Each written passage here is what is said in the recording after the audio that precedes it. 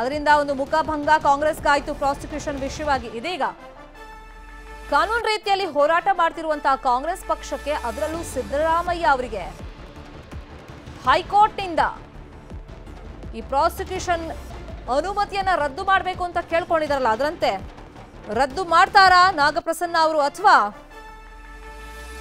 ರಾಜ್ಯಪಾಲರು ಹೇಳಿದ ರೀತಿಯಲ್ಲೇ ಪ್ರಾಸಿಕ್ಯೂಷನ್ ಅನುಮತಿ ಕೊಟ್ರೆ ಮುಂದೇನಾಗುತ್ತೆ ಅಂತ ಹೇಳಿ ರಾಜ್ಯ ಕಾಯ್ತಾ ಇದೆ. ಇದೀಗ ನ್ಯಾಯಮೂರ್ತಿಗಳಾಗಿರುವಂತ ನಾಗಪ್ರಸನ್ನ ಅವರ ಪೀಠದಲ್ಲಿ ಪ್ರಾಸಿಕ್ಯೂಷನ್ ಕುರಿತಂತೆ ಅರ್ಜಿ ವಿಚಾರಣೆ ಮತ್ತೆ ಆರಂಭ ಆಗಿದೆ. ಇನ್ನೊಂದು ಕಡೆ ಹೈಕೋರ್ಟ್ ವಿಚಾರಣೆ ಮೇಲೆ ಸಿಎಂ ನಿಗಾ ಇಟ್ಟಿದ್ದಾರೆ, ಕಾವೇರಿ ನಿವಾಸದಲ್ಲಿದ್ದಾರೆ. ಇನ್ನೊಂದು ಕಡೆ ಹೈಕೋರ್ಟ್ ನಲ್ಲಿ ಇದೀಗ ಹೈ ವೋಲ್ಟೇಜ್ ವಾದ ಪ್ರತಿವಾದ ಆರಂಭ ಆಗಿದೆ. ಸೊ ಇವತ್ತು ಸಿಎಂ ಪರ ವಕೀಲರು ಕೂಡ ತಮಗೂ ಅವಕಾಶ ಬೇಕು ಅಂತ ಕೇಳಿದ್ದಾರೆ. ಕಾರಣ, ಮೊನ್ನೆ ಜಡ್ಜ್ ಪರ್ಟಿಕ್ಯುಲರ್ ಆಗಿ ನಾಗಪ್ರಸನ್ನ ಅವರು ಸಿಎಂ ಪಾತ್ರದ ಬಗ್ಗೆ ಹೇಳಿ ಅಂತ ಹೇಳಿದಾಗ ಶಶಿಕಿರಣ್ ಶೆಟ್ಟಿ ಅವರು ಸಿಎಂ ಪಾತ್ರದ ಬಗ್ಗೆ ಎಲ್ಲೂ ಉಲ್ಲೇಖ ಇಲ್ಲ ಅಂತ ಹೇಳ್ತಾರೆ.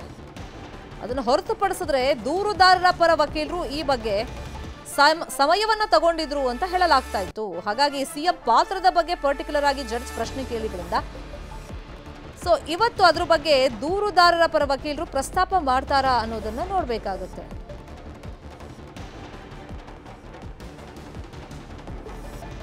ವಿಚಾರಣೆ ಆರಂಭ ಆಗಿದೆ. ಸ್ನೇಹಮಯಿ ಕೃಷ್ಣ ಪರವಾಗಿ ಹಿರಿಯ ವಕೀಲ ರಾಘವನ್ ಅವರು ವಾದ ಮಂಡನೆಯನ್ನ ಮಾಡ್ತಾ ಇದ್ದಾರೆ.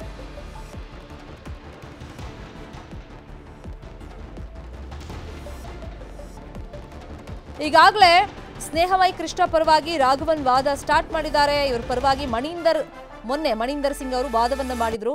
ಕನ್ನಡದಲ್ಲಿ ಏನಾದರೂ ಇದ್ರೆ ವಾದ ಮಾಡಿ ಅಂತ ನ್ಯಾಯಮೂರ್ತಿಗಳು ಪರ್ಟಿಕ್ಯುಲರ್ ಆಗಿ ಕೇಳಿದ್ದಾರೆ. ಮೊನ್ನೆ ಸಿದ್ದರಾಮಯ್ಯ ವಿರುದ್ಧವಾಗಿ, ಅಂದ್ರೆ ಸಿದ್ದರಾಮಯ್ಯ ಅವರ ಪಾತ್ರದ ಬಗ್ಗೆ, ಸಿಎಂ ಪಾತ್ರದ ಬಗ್ಗೆ ಏನಾದರೂ ಇದೆಯಾ ಅದ್ರ ಬಗ್ಗೆ ಹೇಳಿ ಅಂತ ಅಂದಿದ್ರು.